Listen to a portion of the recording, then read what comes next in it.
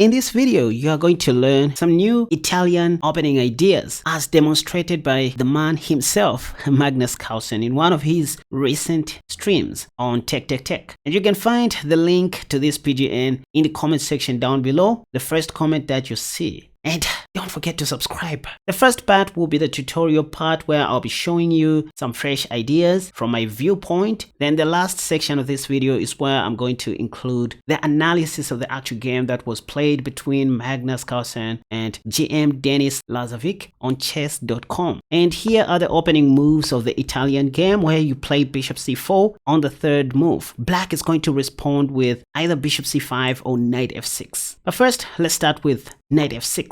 After this, you want to play pawn to d3. Because black was just attacking your e4 pawn, right? So we want to play d3 first. And from here, you're going to see either bishop c5 or what GM Denis played, bishop e7. Now hold on. It doesn't matter where black develops this dark square bishop to, either on e7 or on c5. Let me show you our main game plan from here. We want to allow black to take our light squared bishop on c4 so that we take back with our d pawn. Now imagine us having a pawn on c4 and another pawn on e4 well defended and another pawn on c3, adding an extra support to the b4 and d4 squares. Just imagine having this position on the board, you guys. How can black even penetrate through? This will work like magic, as you are going to see. So anyway, we'll look at Carlsen's game later. Let's just say black plays bishop c5 in this position for the sake of achieving our desirable pawn structure on the center of the board. And for the purpose of this video, we're not going to play the gioco pianissimo with pawn to c3 on move number 4. If you want to be serious with your training, you can get my course. That's how you support this channel. After bishop c5, you can consider to play knight c3, which is the 4 knights variation of the gioco pianissimo. You can see in the Lichess database that the top played move here is pawn to d6 because, black just wants to overprotect the e5 pawn. But to allow knight a5 and knight takes c4 to happen, we need to bend the rules. And that's by relocating our queen's knight to the king side, as we do in the Nimzowitsch defense. Thus, playing knight ce2, which looks ridiculous, to be honest. We want to defend the e pawn like this. By the way, if d5, just take and continue with your main plan of putting your knight on g3, then cast a shot. In this line, black has no time to attack your light squared bishop due to knight takes e5. If that happens, you have knight takes e5, and if knight takes, you can take back with your knight. If the queen pins the knight, you just cast a shot, knowing full and well that they can't do this due to rook a1. Pin on the queen. Or if pawn to f6 first, you even have a nightmare queen h5.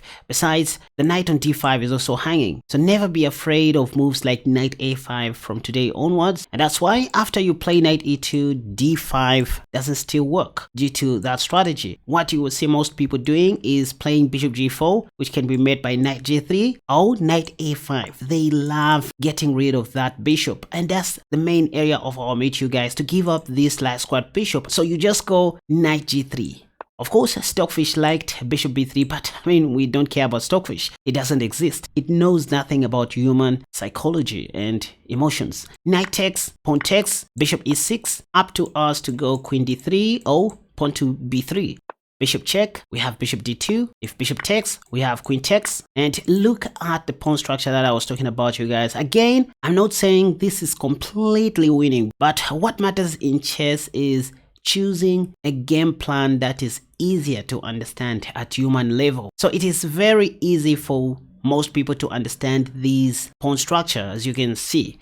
Managing the center of the board with these two pawns, especially the d5 square. c6 will just create a weakness on d6 after castling. And so black needs to be very careful in these kinds of positions. Like if they cast a shot, we can also do the same. And say after something like bishop g4, wanting to get rid of that, here we can even play knight e1 if we want, or even better queen e3, preparing for h3 next. Once again, see how easy this position is to play. Ideas just keep on flowing naturally, and it's just very easy to understand as compared to the traditional Italian game. If you think about it, let's say g3, now we have h3, bishop e6, pawn to f4, ef, rook takes, I love.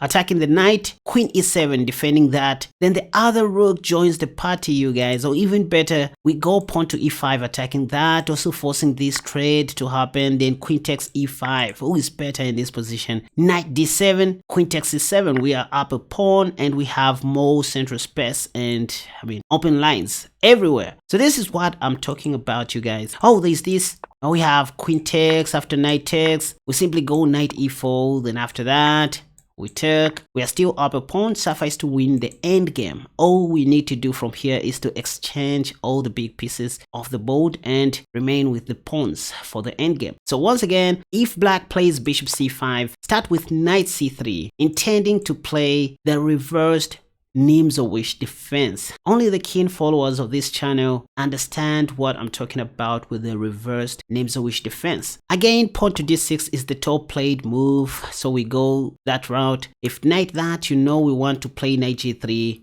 If bishop g4 once again, which is the top played move, you can simply go knight g3. Next, we might be interested to go h3. Oh, there's knight d4 in this position, but here comes a golden strategy, you guys, that I covered, I think last week, in the two knights defense with black pieces. Do you know that you can allow this trade to happen in chess? Your coach never told you about this because they were worried about your tactical vision. What they didn't tell you was, as long as you haven't yet castled short, you can open up the king side like that. Say bishop e6 in this position, up to us to change the strategy by placing this bishop on b3 since the job is done, or simply go queen b3 in this position, also attacking the b7 pawn. So this may force your opponent to take. And guess what? Even though queen takes c4 is best in this position, you might even consider taking with your d pawn, controlling the d5 square with two of your center pawns. Just a food for thought, you guys. Next, you have moves like bishop g5, and after protecting your f2 pawn, you might even consider to castle long. Also, the f5 square is now available for your knight. But anyway, once again, we see where this pawn structure can be featured. But anyway, you can just take back with your queen, and if something like castle short, you may now consider to play knight f5. That's a juicy square for your king's knight if you think about it. Pawn to g6 invites rook g1. Who are you? And now you are just playing the reversed Nimzowitsch defense, you guys, like a professional. King h8, bishop h6, look at that. Rook g8, queen takes f7. Who am I?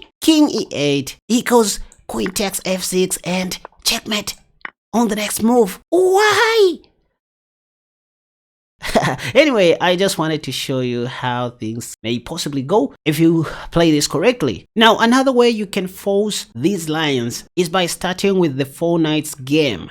How? You go pawn to e4, and after e5 you go knight f3, and after knight c6, instead of playing bishop c4, the Italian, which may introduce all kinds of lines, you may consider playing knight c3. This is called the 3 knights opening, and when you do this, trust me with all your necks, most of your opponents are going to be copying you by playing knight f6. Take a look at what is happening in the Lichess database. Knight f6 is the top played move, also in the Masters database. So this is what people do. I'm not even joking, you guys. So knight f6, and now you can go bishop c4. Most of your opponents are going to copy you by going bishop c5, which is a good thing, right? But don't just castle short too early. Castling is not part of our vocabulary in this opening. After this, now you may go pawn to d3. And just like that, your opponent is going to copy you with d6, because what else do they know? Now this is when you may pause a little bit and remember whatever I've taught you in this 4 knights variation of the Giocco Pianissimo or the Gioco Pianissimo. You want to transpose the game to the reversed Nimzowitsch defense like this, pep, so that after bishop g4 or knight a5, now you can simply go knight g3. Surprising move, allowing black to take your bishop so that you do this. Again, they can't take your pawn on e4 due to that. And you may consider playing moves like c3 followed by pawn to b4, also supported by pawn to a3, by the way. That's how you expand on the queen side, also ensuring that your center is super strong. Moves like pawn to c6 will just weaken the d6 square for black, so they won't even do that. They play moves like bishop e6 in this position. You can see that's the top played move, after which you can play pawn to b3. That's what I said. And castle short, or even queen d3 if you don't mind. I find queen d3 also interesting. Point is, after castle short, I can even follow it up with pawn to a4. We are going to see this pawn structure also featured in the Magnus game, you guys. Works like magic. Pawn to a4 is just one of the moves that you can play. Of course, you can castle short or play pawn to h3. If you don't believe me, let's try that. Instead of playing pawn to a4, you can just castle short in this position, securing your king. And after something like queen d7, that's when you go pawn to b3. I love c3 since it prepares for this move. They play pawn to a5 to stop that, obviously. And now we may close the queen side for better for worse with pawn to a4. b3 is also going to come to hold the position on the queen side for good. Let's try h6. We go pawn to h3. Rook a d8 maybe. We go pawn to b3. Now our position on the queen side is well locked